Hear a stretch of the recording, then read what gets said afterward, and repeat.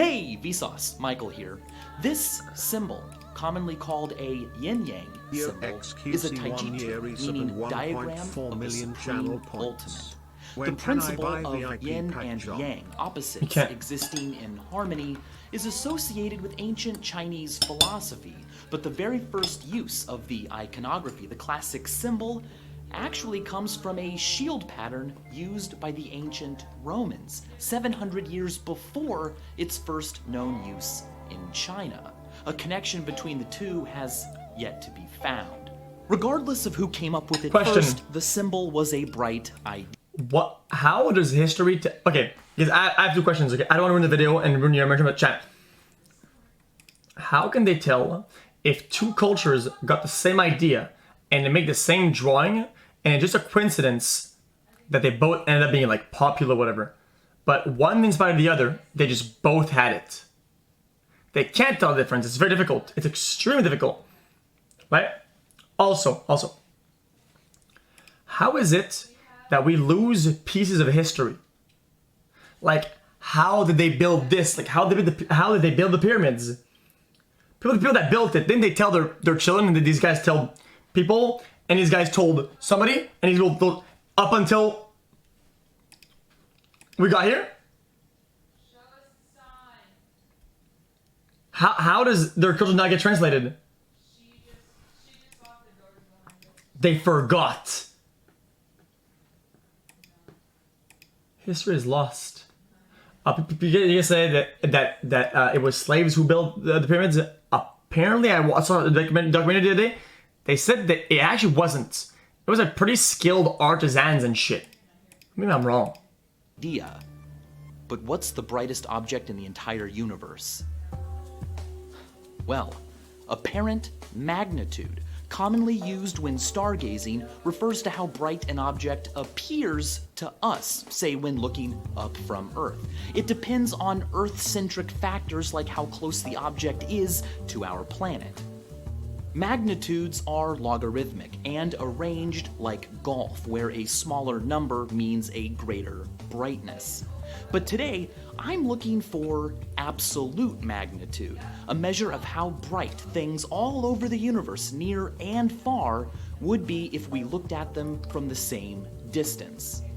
Absolute magnitude will guide us to the most blinding light in the universe, irrespective of it looking faint to us here on Earth just because it's far away. The difference is significant. A 100-watt light bulb placed closer than 8 centimeters, about 3 inches from your eye, will appear brighter than the sun in the sky. But that's not fair. If you could see the sun and the bulb from the same distance, the sun would be a septillion times brighter. That's bright. But the sun shines punily compared to the rest of the cosmos. If you could line the sun up with everything else out there, giving every star and cosmological phenomenon a fair chance, the sun's absolute magnitude would be 4.8. Not bad, but check out R136A1. This nuclear-fueled beast isn't the biggest star in terms of volume, but it's 256 times more massive than our sun. It's the most massive star ever found, and it's also the brightest. Remember that lower absolute magnitudes are brighter. R136A1 isn't 4.8 like our sun. Okay, question. Guys, why do eclipses fuck up your eyes when you look at it? Why is it a sun? If you look at it, it's not that bad. But if you put the sun, you put the moon next to it, and the little fragment of light. Why? Is negative 12.6, which means it is 8.7 million times brighter than our own sun. But R136A1 isn't the brightest thing out there. When a giant star dies, it explodes violently in what is known as a supernova or hypernova. As I mentioned in my video, How Hot Can It Get?, supernovas can eject terrifying flashes of radiation known as gamma ray bursts, arguably the brightest electromagnetic events in the universe.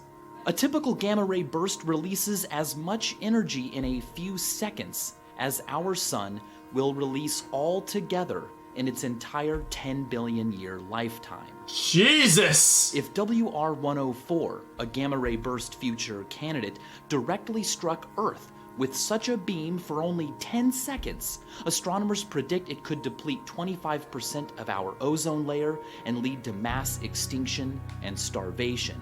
The largest thermonuclear bomb ever detonated didn't do anything close to that, and it was exploded right here in our atmosphere. Whereas WR104 is 8,000 light years crazy. away. You can't even see it with your naked eye or a pair of binoculars. But gamma-ray bursts are merely brief events lasting only a few minutes at most, sometimes just a matter of milliseconds. If you want the brightest, sustained thing, you'll paradoxically have to look at the darkest thing, black holes.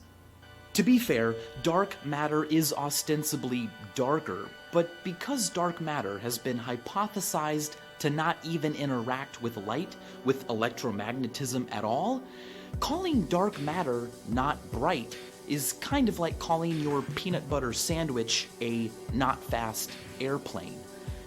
It's not I don't get really it. even the same category. Black holes, however, do interact with light, reflecting so little, well, they don't let any escape, at least not in a form resembling the way it came in. That's dark.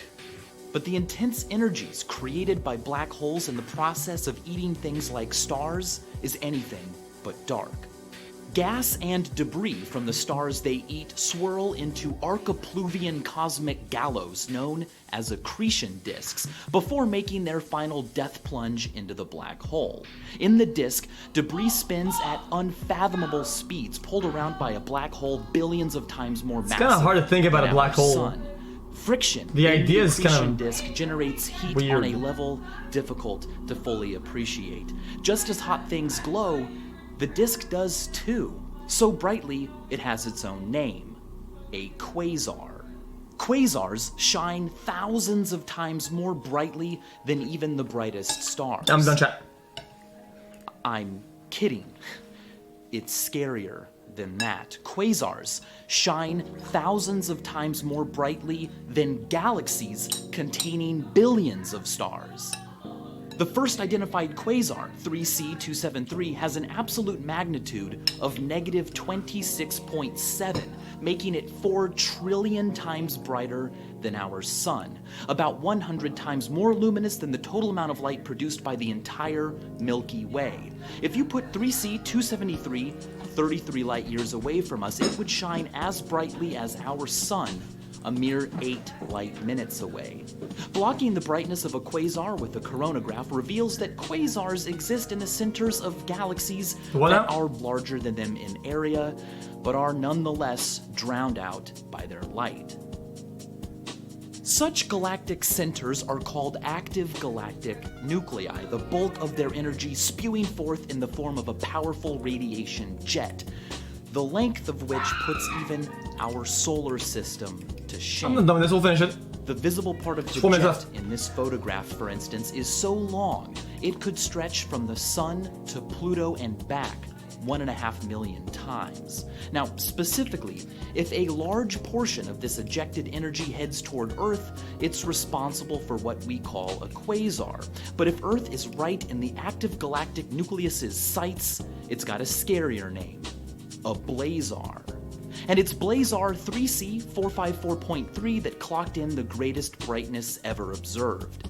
At historically high levels of activity, it registered an absolute magnitude of negative 31.4. Okay. To put the This brightness fucking of chat, quasars dude. in yet another perspective, take a look at the 100,000th picture snapped by the Hubble telescope. This is a star a few hundred Oh, light that's so years cool. away, and this thing looks just about as bright, but it is a quasar 9 billion light years away. Why actually a are good picture. quasars so far away? Well, a quasar is not forever. They are billions of light years away, which means the light we receive from them, the pictures we take of them, are pictures of things happening billions of years ago. They represent a phenomenon more common early in the universe's history, when monster black holes hadn't eaten all the stars around them to fuel their accretion disks, and before those holes became too fat to be active. Neil deGrasse Tyson points out that in order to remain a quasar producer, a black hole must consume about 10 stars a year. Many consume more than 1,000 stars a year, 600 Earths worth of matter every single minute. The more stars a black hole... God, I can do a lot of original in this chat, but what happens if we, let's say, there's a black hole right next to Earth and we get sucked in? Do we just die? But if we die, how do you die? What makes you die? Consumes, the larger its event horizon becomes, until eventually it no longer shreds stars apart. You get crushed? An accretion disk. Instead, it just swallows them whole in one dimmer but still terrifying gulp. Quasars are some of the most ancient things in our universe. If you could teleport instantaneously to one right now, faster than light, it would most likely no longer be burning. What we see are just their ghosts, light that left when they were active, that traveled longer than they could live. But quasars can still be born. They can even be born right here, in fact. In my video, What Will We Miss?, I pointed out that the Andromeda Galaxy is headed our way. In 3 to 5 billion years, it will collide with our own galaxy, the Milky Way, and the collision could rearrange stars near the galaxy's central black holes to be consumed, reigniting a quasar right here in our galactic backyard. Funny enough, right now, very few of us even see Andromeda. Chat, I have another question. What if we fucked up so bad, the Earth, that we all died, all humans, right? And it was a full reset up until another cycle where we re-evolve back into another civilization. Wouldn't they do way better than we did because they want to have access to the trash that we're doing?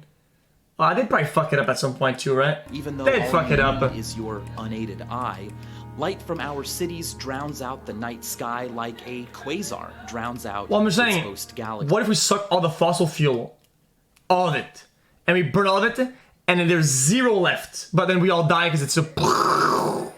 And then it's a full reset. Like 10 billion years later, we like re-evolve into civilization and shit. Right? Oh, but then... Oh, then there'll be new fossil fuel then. Artist Thierry Cohen mocked up what big cities would look like if all their lights were off and the sky above them could be seen fully. New York, Hong Kong, Shanghai, Tokyo, Los Angeles. It's beautiful and rare.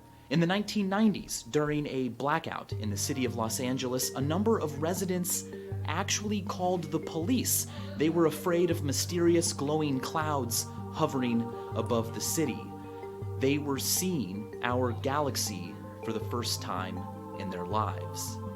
At night, artificial lights allow us to see what's around us, but we lose what's above us. The brightest places have the darkest, emptiest skies. There's yin and yang again. A Taijitu has actually been lurking in this video the entire time. Thanks to DSP. The brightest things in the universe, quasars, are caused by the darkest things in the universe, black holes. The process that unshackles the most light is caused by the thing that best imprisons it. And as always, thanks for watching. That was actually pretty good. No, this channel is Vsauce. Yeah, I just ripped his content, but he makes really good. I'm actually wondering what he's doing nowadays.